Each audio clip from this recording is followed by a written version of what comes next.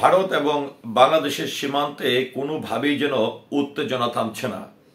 আমরা ইতিমধ্যে দেখতে পেয়েছি যে বাংলাদেশের এবং ভারতের শেষ সীমানায় বাংলাদেশের ভেতরে অনেকটা প্রবেশ করেই ভারতের বিএসএফ কিন্তু অনেকবারই তার কাটার বেড়া দিতে গেছে। তো সেই প্রেক্ষাপটে কিন্তু বাংলাদেশের চোখর যদি বলি বিজিবি, তারা কিন্তু সেটি মোকাবেলা করেছে এবং মোকাবেলা করে বাংলাদেশের সীমানা রক্ষা করতে তারা সক্ষম হয়েছে।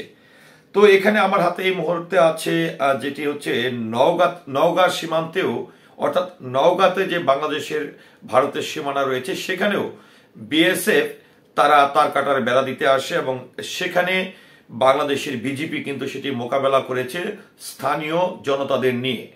তো নওগাঁ সীমান্তে ভারতীয় বিএসএফ এসে কি করতে চেয়েছিল, তারপরে সেটি বাংলাদেশের বিজিপি কিভাবে মোকাবেলা করেছে, কিভাবে পিছু হটানো হয়েছে ভারতীয় বিএসএফকে, এ নিয়ে আমার হাতে একটি গণমাধ্যমের সংবাদ আছে, যেটি হচ্ছে যে দেশ রূপান্তর নামের একটি গণমাধ্যমে তারা সংবাদটি প্রকাশ করেছে 8 জানুয়ারি 2025-এ। তো ভিউয়ার্স, চলুন একটু জেনে নেই নওগাঁ সীমান্তে বেড়া দিতে এসেছিল বিএসএফ, এমন শিরোনামে কি তথ্য দিয়েছে দেশ রূপান্তর নামের এই গণমাধ্যমটি। নওগাঁর ধামরাইহাট উপজেলা বস্তাবর সীমান্তে কাঁটাতারের বেড়া দিতে এসেছিল ভারতীয় সীমান্ত রক্ষী বাহিনী বিএসএফ। পরে বিজিবির বাধার মুখে ফিরে যায় তারা। বুধবার 8 জানুয়ারি সকালে এই ঘটনা ঘটে। বিষয়টি নিশ্চিত করেছে নওগাঁ 14 বিজিবির অধিনায়ক লেফটেন্যান্ট কর্নেল মোহাম্মদ ইকবাল। এবং মোহাম্মদ ইকবাল জানান, নওগাঁয় ধামরাইহাট উপজেলা বস্তাবর এলাকায় প্রায় 600 গজের মধ্যে কোনো দেশেরই বেড়া নেই। বুধবার সকালে বিএসএফ এর একটি দল প্রস্তুতি নিয়ে সীমান্ত এলাকায় কাঁটাতারের বেড়া দিতে আসে।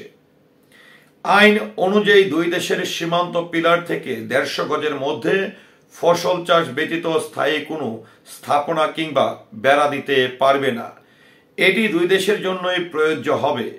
কিন্তু বিএসএফ সদস্যরা আন্তর্জাতিক আইন ভেঙে কাঁটাতারের বেড়া দিতে আসার খবর পেয়ে বিজিবির সদস্যরা তাদের বাধা দেয়। এই সময় কাজ না করেই ফিরে যায় বিএসএফ এর সদস্যরা। বিজিবির অধিনায়ক জানায়, এ সমস্যা সমাধানে দুই দেশের কোম্পানি কমান্ডার পর্যায়ে বৈঠক আহ্বান করা হয়েছে, যেখানে ফলপ্রসূ না হলে উচ্চ পর্যায়ে বৈঠক করা হবে।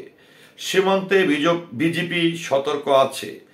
এছাড়া চাঁপাই নবাবগঞ্জের শিবগঞ্জ উপজেলার চৌকা সীমান্ত ঘেঁষে ভারতের বেড়া নির্মাণকে কেন্দ্র করে বিজিবি ও বিএসএফ এর মধ্যে টানা 2 দিনের উত্তেজনার পর অবশেষে নির্মাণ কাজ বন্ধ করেছে বিএসএফ। বুধবার দুপুরে বিজিবি ও বিএসএফ ব্যাটালিয়ন কমান্ডার পর্যায়ে পতাকা বৈঠকে উভয় পক্ষের সমঝোতা করা হয়।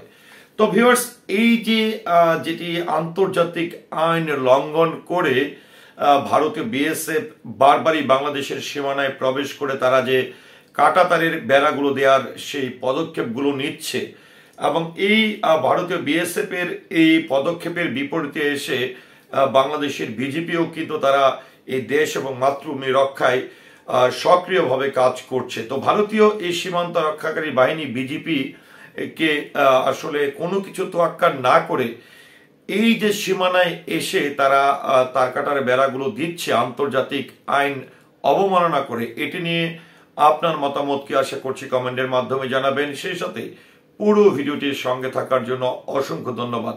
আসসালামু আলাইকুম।